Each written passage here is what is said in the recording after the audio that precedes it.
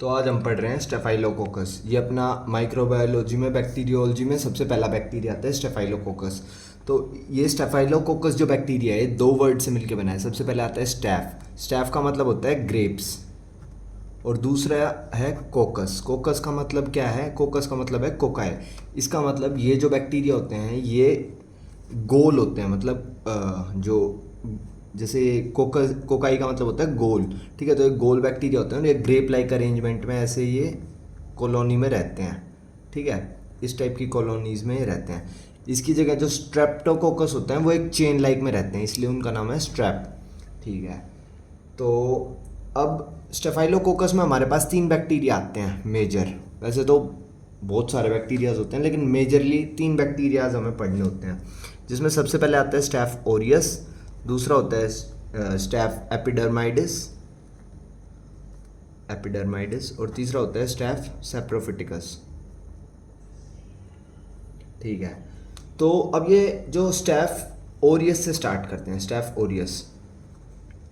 तो ये जो स्टैफ ओरियस होता है ये नॉर्मली हमारी स्किन पे मिलता है, ठीक है। स्किन पे 50% लोगों की स्किन पे देखने को मिला गया है। इसका मतलब हर 2 में से 1 आदमी की स्किन पे नॉर्मली स्टैफ ओरियस ग्रो कर रहा है। ऑब्वियसली जो लोग नहाते नहीं हैं उनकी स्किन पे ज़्यादा देखने को मिलेगा, ठीक है। इसके अलावा ये नोज़ में तो मिलता ही है, नोज़ में ये नॉर्मल फ्लोरा होता है। और तीसरा ये मिलता है हॉस्पिटल्स में। इसका मतलब आप हर जगह स्टैफ ओरियस से घिरे हुए हैं, आपकी पूरी स्किन पे, आपके पूरे नोज़ में, और यहाँ तक कि हॉस्पिटल्स वगैरह में ये हर जगह फैला हुआ है, ठीक है। अब इसके मेन फीचर्स क्या है, ठीक है। सबसे पहले तो ये ग्राम पॉजिटिव है। ग्राम पॉजिटिव जो बैक्टीरियाज होते हैं उसका मतलब होता है कि जब हम ग्राम स्टेनिंग करते हैं तो एक कलर टेकअप कर लेता है, इसलिए ग्राम पॉजिटिव है, ठीक है। ग्राम स्टेन जो पिकअप कर लेते हैं वो ग्राम पॉजिटिव होते हैं। इसके बाद ये है कैटलेज पॉजिटिव। ये कैटलेज पॉजिटिव है, इसका मतलब तुम याद रखना इसको एज अ कैट, ठीक है। ये कैटलेज पॉजिटिव है। अब कैटलेज पॉजिटिव का क्या मतलब होता है? इसका मतलब ये हाइड्रोजन पेरोक्साइड को H2O में और ऑक्सीजन में तोड़ देता है। कैटलेज एंजाइम होता है, ठीक है। ये एंजाइम यहाँ पे एक्ट करेगा, मतलब ये कैट यहाँ पे एक्ट करेगी, ठीक है। और ये क्या करेगी? हाइड्रोजन पेरोक्साइड को तोड़ देगी ऑक्सीजन में और वाटर में। इसका तुम टेस्ट कैसे करोगे? अगर तुम एक वायर लोगे, ठीक है, और उसको कल्चर मीडिया पे रब करोगे ना तो तुम्हें बबल्स फॉर्म होते दिखेंगे। वो बबल्स होते हैं ऑक्सीजन के। अगर H2O और O2 में टूट रहा है तो ऑक्सीजन के बबल्स आ जाएंगे उस पर, ठीक है। तो कल्चर पे तो तुम्हें पता चल जाएगा कि ये कैटलेज पॉजिटिव है कोई भी बैक्टीरिया। अब तीसरा जो वो होता है इसका बायोकेमिकल, ये बायोकेमिकल्स में तुम्हें लिखना है ग्राम पॉजिटिव, कैटलेज पॉजिटिव। तीसरा है कोएगुलेज पॉजिटिव, ठीक है। कोएगुलेशन का क्या मतलब होता है? कोएगुलेशन का मतलब होता है कि जो वो होता है ना ब्लड, वो एक तरीके से हमारा कोएगुलेट हो जाता है, मतलब जम जाता है, ठीक है, आम भाषा में बताएं तो। अब ये होता किस वजह से है? कोएगुलेशन एंजाइम भी इसके पास होता है, ठीक है। कोएगुलेशन एंजाइम क्या करता है? ये एक्टिवेट कर देता है प्रोथ्रोम्बिन को, ठीक है। ये प्रोथ्रोम्बिन जो एंजाइम होता है ये थ्रोम्बिन को एक्टिवेट कर देता है, जिसकी वजह से जितने भी हमारे प्लेटलेट्स हैं वो आपस में स्टिक होने लग जाते हैं, जिसकी वजह से टाइप ऑफ क्लोट बन जाएगी, ठीक है। और तीसरा ये क्या है? ये बीटा हिमोलिटिक है। बीटा हिमोलिटिक का क्या मतलब है कि अगर इसके कल्चर प्लेट पे शीप ब्लड अगार में इसको ग्रो किया जाए तो ये बीटा हिमोलिसिस शो करता है। ये आप सब जनरल माइक्रोबायोलॉजी में पढ़ चुके हैं, ठीक है।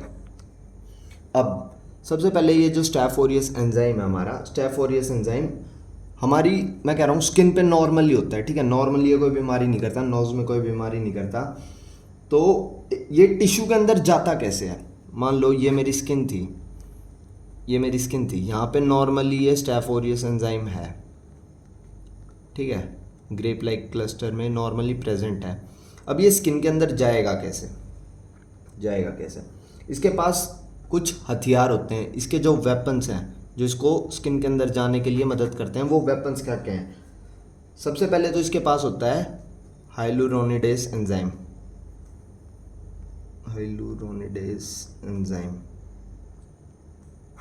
ठीक है। ये क्या करता है? ये प्रोटियोग्लाइकन को तोड़ देता है, जो हमारा कनेक्टिव टिश्यू जितने भी होते हैं ना, स्किन के कनेक्टिव टिश्यू, स्किन के नीचे कनेक्टिव टिश्यू वगैरह होता है ना, ये उसको तोड़ देता है। स्किन के बीच में होल्स होते हैं तो ऑब्वियसली ये वहाँ से पेनिट्रेट करके और कनेक्टिव टिश्यू को ये तोड़ देता है हाइलुरोनिडेज एंजाइम की वजह से। ठीक है, उसके बाद ये इसके पास दूसरा वेपन क्या है, ये सारे इसके हथियार हैं। ठीक है, ये सारे टाइप ऑफ इसके गन्स हैं। ये यूजी बना दी मैंने। ठीक है, ये टाइप ऑफ इसके वेपन्स है जिसकी मदद से ये स्किन के अंदर पेनिट्रेट करेगा। हाइलुरोनिडेस होगा। दूसरा इसके पास आता है स्ट्रेप्टोकाइनेस, स्टेफाइलोकाइनेस। जो स्ट्रैप एंजाइम्स होते हैं उनमें स्ट्रेप्टोकाइनेस होता है, स्टैफ हम पढ़ रहे हैं तो इसमें स्टेफाइलोकाइनेस है। ये क्या करता है, ये फिब्रिन की क्लोट्स फॉर्म कर देता है, फिब्रिन की क्लोट्स। अब उससे इसको कैसे डिफेंस मिलता है, अब मान लो ये स्किन से पेनिट्रेट करके ये हमारी ब्लड वेसल में घुस गया, एक बार ये ब्लड वेसल में यहाँ पे घुस गया। ठीक है, अब अगर ये ब्लड वेसल में घुस गया तो ऑब्वियसली इसको मारने के लिए न्यूट्रोफिल्स और मैक्रोफेजेस आएंगे। लेकिन अगर इसने उससे पहले यहाँ पे क्लोट बना दिया, क्योंकि ये फाइब्रिन को एक्टिवेट कर रहा है, फाइब्रिन यहाँ पे डिपॉजिट हो जाएगा, उसकी वजह से प्लेटलेट्स का एग्रीगेशन होगा और एक क्लोट बन जाएगी। ये अपने चारों तरफ ऐसे क्लोट्स बना देगा, तो कभी भी इसको एंगल्फ नहीं कर पाएंगे न्यूट्रोफिल और मैक्रोफेजेस वगैरह। तीसरा इसके पास क्या होता है हथियार, ये है लाइपेस। अब ये लाइपेस बहुत खतरनाक हथियार है। कैसे, क्योंकि ये लाइपेस तुमने पैनक्रियास में भी पढ़ा होगा, लाइपेस एंजाइम होता है। ये क्या करता है, फैट्स को और ऑयल्स को तोड़ देता है। ठीक है, अब हमारी स्किन पे सिबेशियस ग्लैंड्स होते हैं, ठीक है, जो प्रोटेक्ट करते हैं, हमें टाइप ऑफ इम्यूनिटी देते हैं। ठीक है, सिबेशियस ग्लैंड्स। तो ये क्या करेगा, सिबेशियस ग्लैंड्स के अंदर चला जाएगा और वहाँ पे फैट्स और ऑयल्स को तोड़ देगा, तो वहाँ पे भी ये स्किन के अंदर में और ज़्यादा फैलेगा, जिसकी वजह से इनका टाइप ऑफ घर सा बन जाएगा, और टेम्प्रेरी वहाँ पे भी ये फैलेगा और ज़्यादा फैलेगा। और चौथा इसके पास हथियार है, सबसे मेन हथियार, ये है प्रोटीएस। प्रोटीएस एंजाइम, मान लो ये स्टेफाइलोकोकस एंजाइम्स थे। ठीक है, प्रोटीएस एंजाइम क्या है, इनके पास एक टाइप ऑफ सीजर है। ये सीजर किसी भी सेल को, जो इसके आसपास सेल है, उसको तोड़ देगा। तो यहाँ पे स्किन के सारे सेल्स इन कैंचियों से तोड़ते जाएंगे और ये स्किन के अंदर घुसते जाएंगे। ये प्रोटीएस एंजाइम ही होता है इसके लिए मेन। ठीक है, तो इन सारे हथियारों की वजह से ये स्किन के अंदर आता है। अब एक बार ये स्किन के अंदर आ गया, ठीक है, अब जैसे टेररिस्ट होते हैं, टेररिस्ट हम एज्यूम करते हैं कि टेररिस्ट के पास क्या ही होगा, गन होगी, ये होगा, तो हम एज्यूम कर रहे हैं कि बैक्टीरिया के पास यही वेपन्स होंगे सारे। लेकिन एक बार ये बॉडी के अंदर आ जाता है, सेल्स के पास आ जाता है, तब ये अपने नए हथियार निकालता है। अब वो नए हथियार कौन कौन से हैं, सबसे पहले इसका हथियार आता है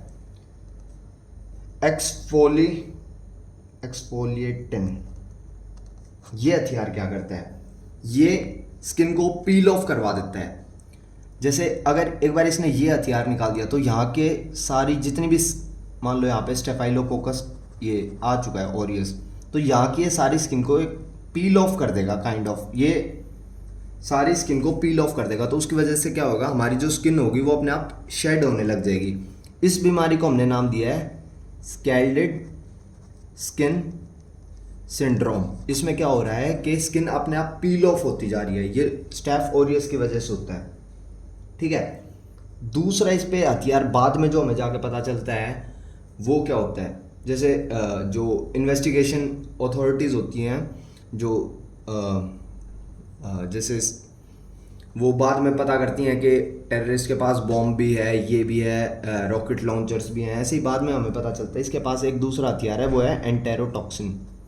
ये एंटेरोटॉक्सिन क्या है, अब मान लो तुम खाना खाने लग रहे हो, ठीक है, तुम कुछ भी खाने लग रहे हो, खाने में तुम्हारी स्किन पे नॉर्मली स्टैफ ओरियस है। अगर वो नॉर्मली स्टैफ ओरियस तुम ऐसे बिना हाथ धोए खाना खा रहे हो, ठीक है, तो वो तुम्हारे फूड पे चला जाएगा, फूड से वो जीआईटी में चला जाएगा। अब ठीक है, ये एंटेरोटॉक्सिन जो होता है ना, ये हीट स्टेबल होता है, तो ये हीट से या एसिड से मर नहीं सकता।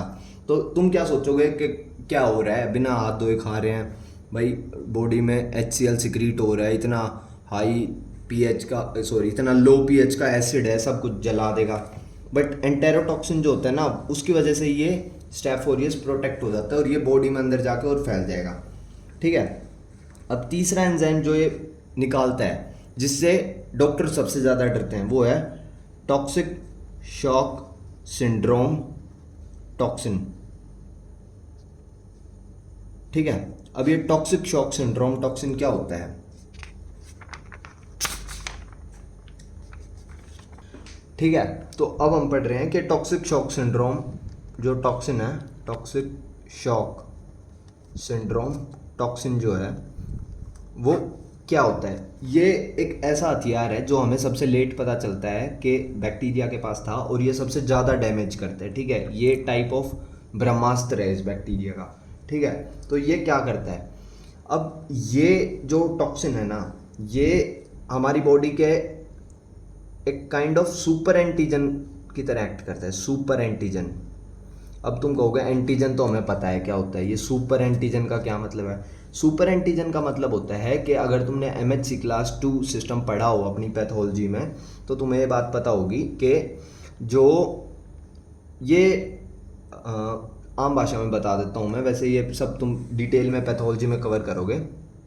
ठीक है, हमारी बॉडी के पास टाइप ऑफ HLA जीन्स होते हैं जिसको हम MHC कॉम्प्लेक्स भी बोलते हैं। तो अगर किसी भी, ये मान लो मेरा कोई सेल है, ठीक है, ये सेल जो है ना ये है मैक्रोफेज, मैक्रोफेज मान लो, ये ल्यूकोसाइट है। ठीक है, ये क्या करता है ल्यूकोसाइट, ये जैसे इसने मैक्रोफेज गया, इसका लार्ज न्यूक्लियस होता है, सॉरी, मैक्रोफेज गया, ठीक है, इसने किसी बैक्टीरिया को मारा, इसने किसी बैक्टीरिया को मारा और बैक्टीरिया के जो एंटीजन थे ये उस एंटीजन का एक सैंपल अपनी बॉडी पे चिपका लेता है। ठीक है, ये बैक्टीरिया का सैंपल अपनी बॉडी पे चिपका लेता है, फिर ये आगे जाता है और ये मैक्रोफेज वो सैंपल को लेके जाता है लिम्फोसाइट्स के पास। ठीक है, T लिम्फोसाइट्स के पास, यहाँ पे होते हैं MHC क्लास 2 के जीन्स, MHC क्लास 2 जीन्स, ये इसको रिकॉग्नाइज करते हैं इस एंटीजन को और फिर ये क्या करते हैं, ये साइटोकाइंस स्टिमुलेट करते हैं।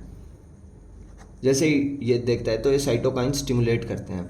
अब ये साइटोकाइंस हमारी बॉडी में मल्टीपल फंक्शंस करते हैं, ये सब तुमने पैथोलॉजी में पढ़ रखा है, लेकिन ठीक है ये ऐसे डायरेक्टली स्टिमुलेट भी नहीं होता, इसके लिए एक सेकेंडरी एक्टिवेशन की भी ज़रूरत होती है कि ये कन्फर्म करता है T लिम्फोसाइट मैक्रोफेज से।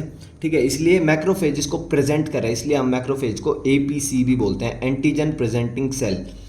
ये सब तुमने पढ़ लिया यार।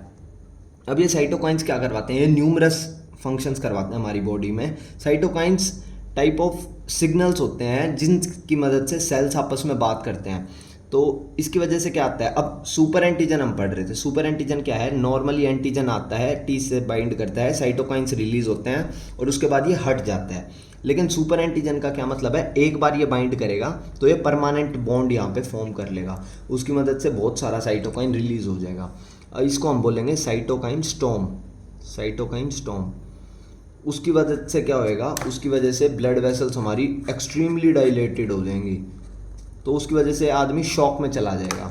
ठीक है, जिसकी वजह से कॉज ऑफ डेथ होगा उसका शॉक, इसलिए हमने इस बीमारी को नाम दिया टॉक्सिक शॉक सिंड्रोम। ये स्टैफ ऑरियस करवाता है। ठीक है, अब हमने एक बायोकेमिकल में एक वो छोड़ दिया था कि ये मैनिटॉल पॉजिटिव होता है, मैनिटॉल पॉजिटिव। मैनिटॉल पॉजिटिव का क्या मतलब है कि ये अगार को ना ब्राइट येलो कलर में कन्वर्ट कर देता है। ठीक है, जो हमारा अगार होगा ना, इसका जो हमें अगार मिलेगा ये उसको turns into yellow, bright yellow colour में कन्वर्ट कर देता है। ये मैनिटॉल टेस्ट है। ठीक है, इससे भी हमें बायोकेमिकल के लिए हेल्प मिलती है। अब इसके बाद रहेगी कि ये बीमारियां क्या क्या करते हैं हमारी बॉडी में। ठीक है, डिजीज़ कौन कौन सी कॉज करता है ये। ठीक है, तो सबसे पहले तो ये कॉज करता है, एक बार ये बैक्टीरिया माउथ के थ्रू अगर अंदर चला गया, माउथ के थ्रू अगर ये अंदर चला जाता है बैक्टीरिया, तो ये दो ऑप्शन हैं इसके पास।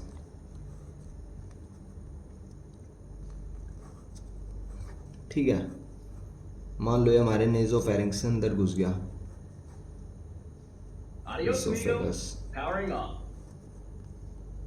ठीक है, और ये जाके डिवाइड हो गए हमारे लंग्स में। ठीक है, अब इसके पास 2 ऑप्शंस हैं इस बैक्टीरिया के पास। अगर ये एक बार अंदर घुस गया तो या तो ये हमारे लंग्स में जा सकता है या हमारे गट में जा सकता है।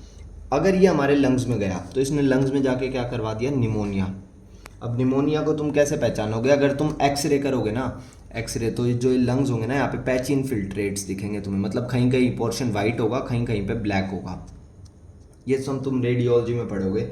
ठीक है, इसके बाद इसका जो कैप्सूल होता है ना वो आइकोसाहेड्रल शेप का होता है, आइकोसाहेड्रल शेप का, इस टाइप का इसका कैप्सूल होता है। ठीक है, ये भी इसको इम्यूनिटी प्रोवाइड करवाता है। अब इसके बाद क्या होएगा, अगर ये जीआईटी में पहुंच गया तो जीआईटी से ये फिर ब्लड में चला जाएगा स्मॉल इंटेस्टाइन के थ्रू। अगर ये ब्लड में चला गया तो ये क्या करवाएगा, ये करवाएगा septic arthritis. Septic arthritis, septic arthritis का क्या मतलब है कि किसी बैक्टीरिया की वजह से, अब क्या होगा, बैक्टीरिया अगर ब्लड में आ गया तो इसको मारने के लिए एंटीबॉडीज़ वगैरह आएंगी। वो एंटीबॉडीज़ एक type of hyper sensitivity reactions कर देंगे। हाइपर सेंसिटिविटी क्या होता है ये तुमने पैथोलॉजी में पढ़ लिया, लेकिन फिर भी मैं बता देता हूँ। हाइपर सेंसिटिविटी रिएक्शन होता है कि अब इन एंटीबॉडीज़ को काम कुछ करना था, इनको काम करना था बैक्टीरिया को मारने का, लेकिन ये एंटीबॉडीज़ जाके हमारे जो नॉर्मल टिश्यू होते हैं ना उनको भी डिस्ट्रॉय कर देती है। इसको हम बोलते हैं hyper sensitivity reaction, normal tissue को भी डिस्ट्रॉय कर देती है। ठीक है, अब नॉर्मल टिश्यू कौन सा डिस्ट्रॉय कर रही है, जॉइंट्स का। ठीक है, इसलिए हमने इसको बोल दिया सेप्टिक आर्थराइटिस, बैक्टीरिया ने आर्थराइटिस कोज करवा दिया। ठीक है, उसके अलावा ये क्या करवा सकता है, अगर ये स्किन पे ही है बैक्टीरिया, मान लो रह जाते हैं स्किन पे ही, तो ये स्किन इन्फेक्शंस करवा सकता है, लाइक सेल्यूलाइटिस, इम्पेटिगो, या फिर अपना सेल्यूलाइटिस हो गया, इम्पेटिगो हो गया। ठीक है, या फिर एब्सेस। एब्सेस क्या होता है, एब्सेस होता है बहुत लार्ज कलेक्शन ऑफ पस। अगर कहीं बहुत ज़्यादा पस फॉर्म हो रही है ना तो वो एब्सेस होता है। अब पस क्या होता है, पस होता है अगर मान लो यहाँ पे बैक्टीरिया ग्रो होने लग रहा है। ठीक है, तो यहाँ पे आसपास की जो ब्लड वेसल्स होंगी वो डायलेट होंगी, यहाँ पे मैक्रोफेजेस वगैरह इसको आके मारने की कोशिश करेंगे। तो पस होती है dead, dying plus living antigens, plus में dead plus dying plus living leukocytes.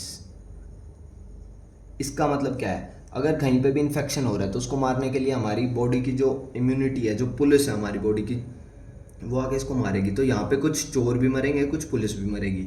ऐसे यहाँ पे कुछ बैक्टीरियाज भी मरेंगे, कुछ ल्यूकोसाइट्स, हमारे मैक्रोफेजेस, लिम्फोसाइट्स, ये सारे, ठीक है, मोनोसाइट्स, ये सब भी मरेंगे।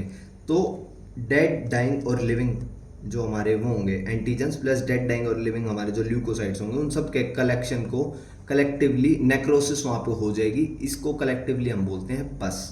ठीक है, तो कहीं पे बहुत ज़्यादा एब्सेस का मतलब है कहीं पे बहुत ज़्यादा पस का कलेक्शन हो रहा है, तो ये भी यही बैक्टीरिया करवाता है हमारा। ठीक है,